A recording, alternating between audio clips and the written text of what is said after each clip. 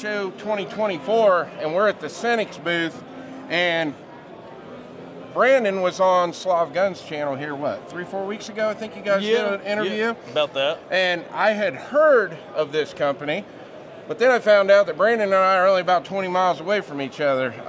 You live in the east of me there, and tell us about this gun. This is awesome. Yeah, so this is the MBLR-15, which stands for Modular Bullpup Light Rifle, and the 15 annotates its compatibility with some AR-15 components, such as your barrel, bolt, gas system, modified trigger, pistol grip.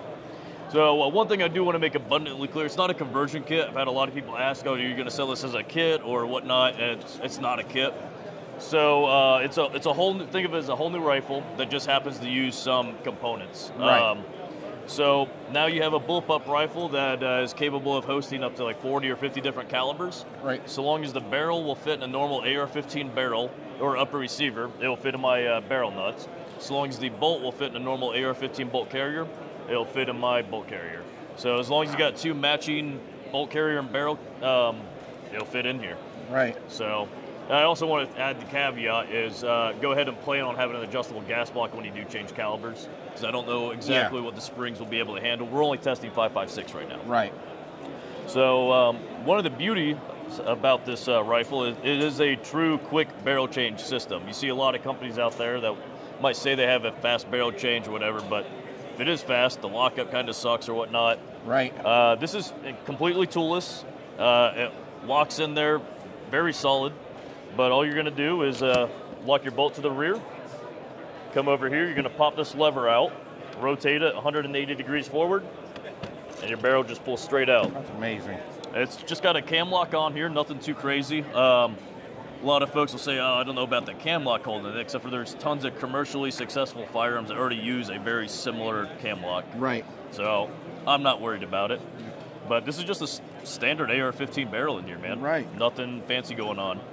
I also want to point out that this is actually an 18-inch barrel, which brings us overall length to 26.25 inches. Okay. So you got a barrel that's 2 inches shorter than an M16 and a rifle that's about 6 inches shorter than an M4. So there's zero sacrifice in there. Exactly.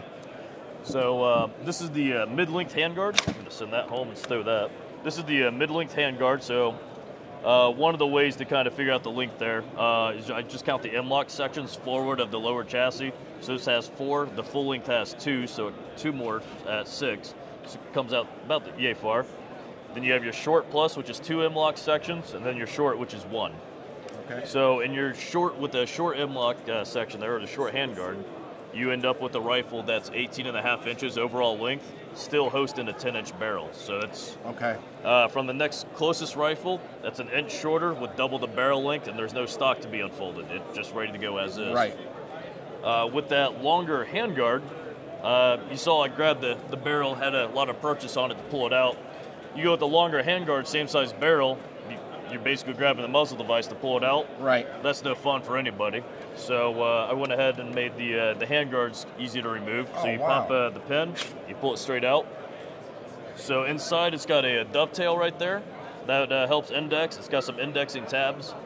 And not on this iteration, but on the one that I got sitting in CAD ready to be made, there are rail sections on both sides, not like M-lock or whatever, but like a locking rails or whatnot, that are slightly tapered, so it grabs it, kind of guides it in there, and it locks it down nice and tight. So while I haven't tested the return to zero, and I probably won't until I get into final components, this is 3D printed materials right now for prototyping, but you should have a high rate of return to zero. Okay. On the handguard too, I mean it's fairly long. You have 7 rows of M-lock, all at different degrees, and then you have a top rail up here. Very nice. How this will be accomplished for manufacture, there's a couple different options: injection molding with an aluminum rail insert, or possibly just doing the aluminum extrusions and just milling the rail in there. Right.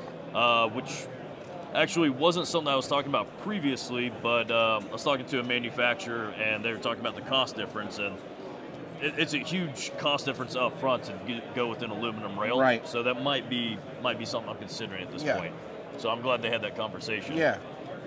And it could always be something, say, down the road, it would be an upgrade someone could buy. Absolutely. Correct. Yeah. Absolutely. And that's the beauty of this too. I got my start as a dealer.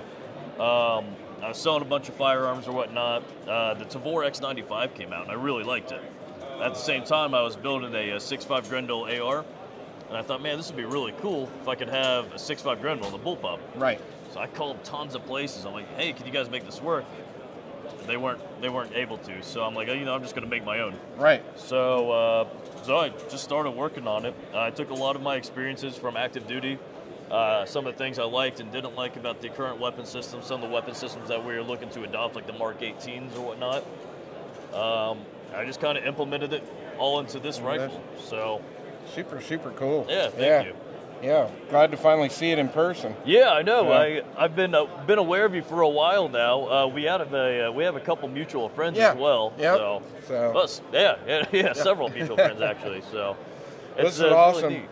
Well, Brandon, I wish you the best of luck with this. I appreciate you taking time to do the interview, and I might have to hook up with you and fire a few rounds through this thing. Yeah, please do. Once it warms up, I'll be doing a little more extensive live fire. I'm kind of a wimp. I like the warmth. Yeah, so. yeah. Hey, I don't blame you. All right, well, check out Senex Arms, and we'll see you on the next one.